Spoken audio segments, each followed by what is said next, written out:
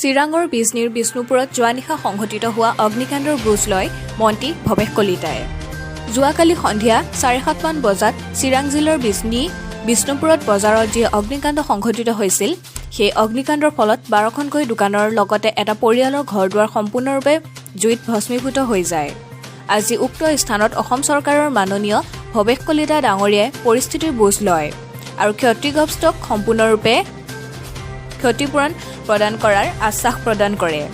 লগতে তেখেতে বিষ্ণুপুৰ বজাৰত অৱস্থিত দুৰ্গা মন্দিৰ নিৰ্মাণৰ বাবে 50,000 টকা ব্যক্তিগতভাৱে প্ৰদান কৰিব বুলি উল্লেখ কৰে। ক্ষতিপূৰণৰ প্ৰতি যিখিনি হৈছে ক'ব পৰা নাই। দোকানটো গোটেইখিনি জাগ হ'ল আৰু দাদাৰ দোকানটো জাগ হ'ল, ইলেক্ট্ৰিকেল দোকান আছিল আৰু মোৰ চাইকেল মেকানিক দোকান আছিল। আৰু ঘৰৰ যি যা আচবাব পত্ৰ আছিল, মোৰ ভতিজাৰ ঘৰৰ একো ল'ব পৰা নাই। 50,000 টকা আছিল, সোণৰ গহনা চহনা যা আছিল, খাট পালেং যা আছিল, চব জাগ হ'ল। আৰু মোৰ ঘৰৰো একো ল'ব পৰা নাই। টকা পইচা, সোণৰ গহনা, কাঁহ পিতল, বিছনা পত্ৰ একো ল'ব পৰা নাই। চাউল দালি একো ল'ব পৰা নাই। ৰাইজে আহি যি যা কৰিছে সেইখিনিয়ে ধন্যবাদ। গতিকে আমি চৰকাৰৰ ওচৰত অনুৰোধ জনাইছোঁ, মোৰ যাতে চলাৰ কাৰণে, পৰিয়াল চলাৰ কাৰণে, পাপুল দিয়াৰ কাৰণে সুবিধা কৰি দিয়ে অতি সোনকালে। সেইকাৰণে আমি সকলো নিউজক অনুৰোধ জনাইছোঁ যাতে ভালকৈ প্ৰচাৰ কৰি মোক সুবিধাটো কৰি দিয়ে। নমস্কাৰ। জুইটো কিহৰ পৰা লগা বুলি সন্দেহ? ক'ৰ পৰা লাগিল সেইটো আমি ক'ব পৰা নাই।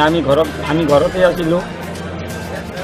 মাজৰ পৰা এই দক্ষিণ ফালৰ পৰা জুইটো গ'ল আৰু 7:15 ফায়াৰ ব্ৰিগেড ফোন কৰিছে।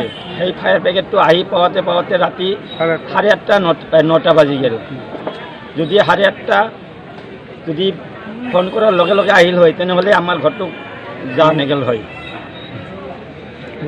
চাওক, মই যেতিয়া ৰাতিপুৱা ইয়াত আহিলোঁ, আমাৰ এখন বাৰ্ষিক সভা আছিলে, মানে আমাৰ দলীয় সভা, সাংগঠনিক সভা। তাত উপস্থিত থকাত আমাৰ মানস চেৰেপাং সমষ্টিৰ পৰিষদীয় সমষ্টিৰ প্ৰাৰ্থী মোৰ বন্ধু ভাতৃ প্ৰতিম শিৱনাথ ব্ৰহ্মডাঙীয়াই মোক খবৰটো ক'লে।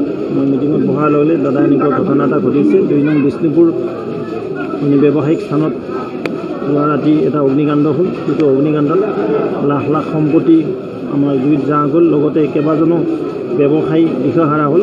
সেইকাৰণে এইটো নিজে চাব আহিলোঁ, চকুৰে দেখিলোঁ। আৰু ইতিমধ্যে মই চিৰাং জিলাৰ উপায়ুক্ত ডাঙৰীয়াক নিৰ্দেশনা কৰিছোঁ যে ইয়াত যিখিনি ক্ষয় ক্ষতি হ'লে এটা সুন্দৰ এছেছমেণ্ট কৰি যি ৰিহেবিলিটেশ্যন আঁচনি আছে, আঁচনি অন্তৰ্ভুক্ত কৰিব লাগে। আৰু ভৱিষ্যতৰ দিনত এনেকুৱা দোকানীবিলাকে, আমাৰ ব্যৱসায়ীবিলাকে তেওঁলোকৰ দোকানবিলাক ইঞ্চুৰেঞ্চ কৰি ৰাখিলে ভাল।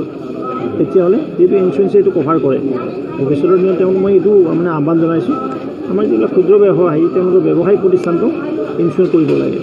আৰু ভাবিছোঁ সুন্দৰভাৱে আকৌ তেওঁলোকৰ জীৱন যাপন কৰক, সুন্দৰভাৱে আকৌ দোকান আৰম্ভ কৰিবলৈ সন্মতি পাওক। ইয়াৰ লগত যি বেংকৰ লগত জড়িত আছে, যদি কোনো বেংক আগবাঢ়ি আহে তেওঁলোকক আগবাঢ়াৰ কাৰণে তাকো লাগে আমি অলপ সহায় কৰি দিম।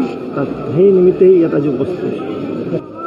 এইটো ফায়াৰ এণ্ড ইমাৰ্জেঞ্চি ছাৰ্ভিচক আমাৰ ইয়াৰ যি স্থানীয় বিধায়ক আছে, তেওঁ এটা প্ৰপ'জেল দিয়ক যে এটা ফায়াৰ ছাব ষ্টেচন লাগে।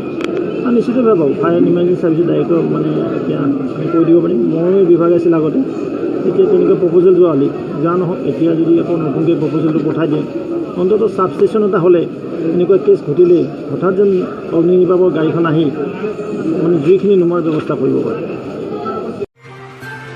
চিৰাঙৰ পৰা জিন্তু ভৰালীৰ ৰিপৰ্ট, প্ৰতিদিন লাইভ আছাম।